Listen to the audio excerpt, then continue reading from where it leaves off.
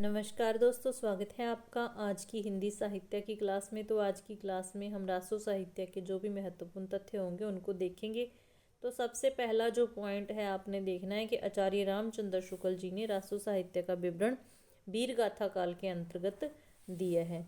तो वो लाइन यहाँ पे मिस हो गई थी, तो वो आपने याद रखना है कि आचार्य रामचंद्र शुक्ल जी ने रासो साहित्य का विवरण वीर गाथा काल, ठीक है, वीर गाथा काल के अंतर्गत दिया है, ठीक है। उसके आगे हैं आचार्य शुक्ल के अनुसार वीर गीत परंपरा का प्राचीनतम ग्रंथ वीसलदेव रासो है, ठीक है। आचार्य रामचंद्र शुक्ल जी के अनुसार वीर गीत परंपरा का जो प्राचीनतम ग्रंथ है वो है वीसलदेव रासो। जो भी बच्चे वीडियो पर आए हैं तो प्लीज़ पहले लाइक कर दीजिए, ठीक है। उसके बाद आगे हमने देखना है कि जो रासो शब्द है उसकी व्युत्पत्ति अलग अलग विद्वानों ने अलग अलग शब्दों से मानी है। तो कुछ शब्द आपने याद रखने हैं जो आपके एग्जाम्स में पूछे जा सकते हैं। सबसे पहले एक तो गारसादा तासी ने जो रासो शब्द की उत्पत्ति किस शब्द से मानी है वो याद रखना है, राजसूय से, ठीक है। हरप्रसाद शास्त्री ने राजयश से मानी है। नरोत्तम स्वामी ने रासक से मानी है।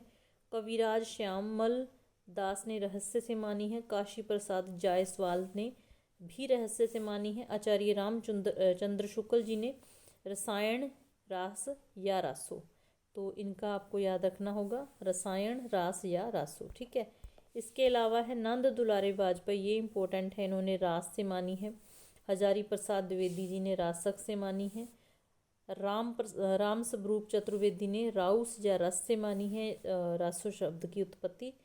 इसके अलावा दशरथ शर्मा ने रासक से मानी है। माता प्रसाद गुप्त ने भी रासक से। गणपति चंद्र गुप्त ने रासक, ये सीक्वेंस आपको थोड़ा याद रखना है। गणपति चंद्र गुप्त ने रासक, रास, रासा, रासू, रासो, ठीक है। तो आगे है राजसो साहित्य के प्रमुख रचनाकार व रचना आचार्य शुक्ल के अनुसार निम्न है। भी कौन से रचनाकार की कौन सी रचना है, तो ये अवश्य एक आधा प्रश्न पूछ लिया जाता है, तो ये याद रखना है आपने। दलपति विजय की रचना है खुमान रासो, इसकी 9वीं शती है और जिसमें रस है वीर, रस भी आपसे पूछा जा सकता है। नरपति नाल की जो रचना है वीसलदेव रासो है। 1212 इसका जो सन है, श्रृंगार रस है इसमें, ठीक है। जगणिक की रचना कौन सी है, परमाल रासो है और 1230 इसकी जो डेट है और इसमें भी वीर रस है। चंद्रवरदाई की पृथ्वीराज रासो सभी को पता है, वीर रस है इसमें भी, ठीक है। आगे है केदार भट्ट की जयचंद प्रकाश है, इसमें भी वीर रस है। मधुकर भट्ट की जयमंक जस चंद्रिका है, मधुकर भट्ट की इम्पोर्टेंट है, जयमंक जस चंद्रिका, ठीक है। उसके बाद शार्डंगधर की है हमीर रासो। नल सिंह की विजयपाल रासो। श्रीधर रणमल छंद इसकी रचना है श्रीधर की और इसमें भी वीर रस है। तो ये रस भी आपने देख लेने हैं, आपके सामने है, ये रस आपने अच्छे से देख लेने हैं और कितने सर्ग है, किसमें क्या कुछ है, छंद है या ये चीज़ें भी, ये मतलब टेबल आपने याद कर लेना है, ठीक है। उसके आगे है आचार्य रामचंद्र शुक्ल ने लिखा है कि चंद्रवरदाई हिंदी के प्रथम महाकवि माने जाते हैं और इनका पृथ्वीराज रासो हिंदी का प्रथम महाकाव्य है। तो आचार्य रामचंद्र शुक्ल जी की ये स्टेटमेंट आपने ध्यान रखनी है। मिश्र बंधुओं ने लिखा है कि हिंदी का वास्तविक प्रथम महाकवि चंद्रवरदाई को ही कहा जा सकता है। तो मिश्र बंधुओं ने अपनी सहमति दी है आचार्य रामचंद्र शुक्ल जी की स्टेटमेंट से, ठीक है। उसके बाद है पृथ्वीराज रासो की प्रामाणिकता और अप्रामाणिकता में विद्वानों के बीच मतभेद है जो निम्नलिखित है। मतलब कि आगे आपने अच्छे से याद रखना है कि कौन कौन से जो विद्वान हैं वो पृथ्वीराज रासो को प्रमाणित मानते हैं और कौन से नहीं मानते और कौन से अर्ध प्रमाणिक मानते हैं। तो ये टेबल भी आपने अच्छे से याद रखना है, यहाँ से प्रश्न बनने की संभावना है। श्याम सुंदर दास जी, मिश्र बंधु, मोहनलाल, विष्णु लाल पांडे और कर्नल टॉड, ये 4 बंदे ऐसे हैं जो कहते हैं कि जो पृथ्वीराज रासो वह एक प्रमाणिक रचना है, ठीक है। उसके बाद अप्रमाणिक मानने वाले हैं आचार्य रामचंद्र शुक्ल जी, देवी प्रसाद, कविराज श्यामल दास, गौरी शंकर, हीराचंद ओझा, बुलहर और मुरारी दान। तो ये कहते हैं कि अप्रमाणिक है। प्रमाणिक कौन मानते हैं, अप्रमाणिक कौन मानते हैं और अर्ध प्रमाणिक कौन मानते हैं। मुनिजन विजय, आचार्य हजारी प्रसाद द्विवेदी आ गए। डॉक्टर सुनीति कुमार चटर्जी आ गए और डॉक्टर दशरथ ओझा। तो ये नाम आपने अच्छे से याद रख लेने हैं, ठीक है। उसके बाद है पृथ्वीराज रासो में 68 छंदों का प्रयोग किया गया है।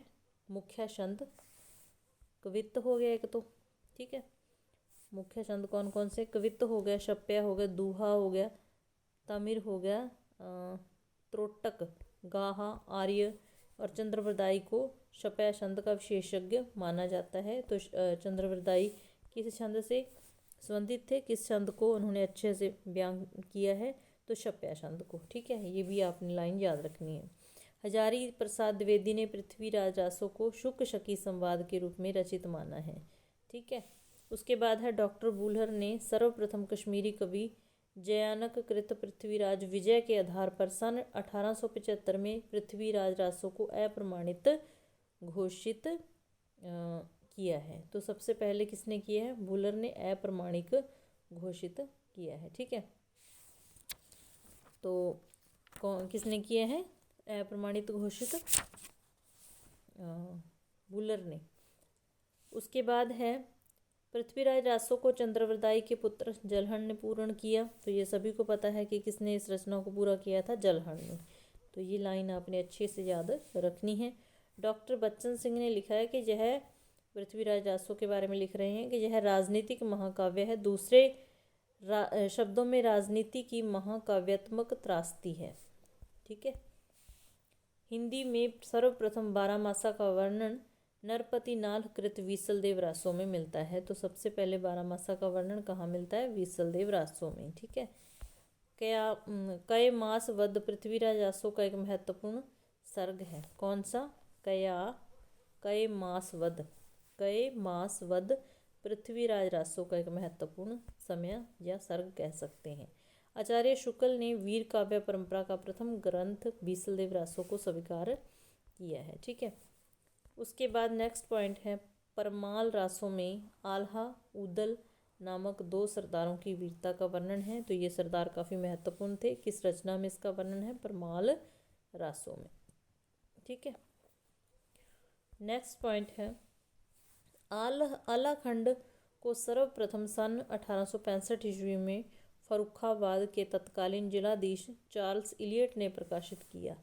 आलाखंड को प्रकाशित करने वाले थे चार्ल्स इलियट। चार्ल्स इलियट से प्रश्न बन जाता है, तो थोड़ा सा ध्यान रखना है इसको, ठीक है। उसके बाद है आलखंड बरसात ऋतु में उत्तर प्रदेश के बैसबाड़ा, पूर्वांचल और बुंदेलखंड क्षेत्र में गाया गया था। तो किस क्षेत्र में यह गाया गया? आज बस थोड़ी सी व्यस्तता रही, इसलिए ये छोटी सी क्लास ही आज के लिए है, ठीक है। तो कल हम आदिकाल के कवि देखेंगे। आदिकाल में विद्यापति और अमीर खुसरो तो मेनली आपने पढ़ने ही पढ़ने हैं, दोनों से प्रश्न बन सकते हैं। तो विद्यापति को कल हम पढ़ लेंगे। जो भी विद्यापति सी मुख्य पॉइंट होंगे उनकी रचनाओं से या उनकी द्वारा कही गई पंक्तियाँ, तो वो हम देखेंगे। क्लास अच्छी लगी तो लाइक कर लेना, ठीक है। तो फिर मिलते हैं कल की क्लास में।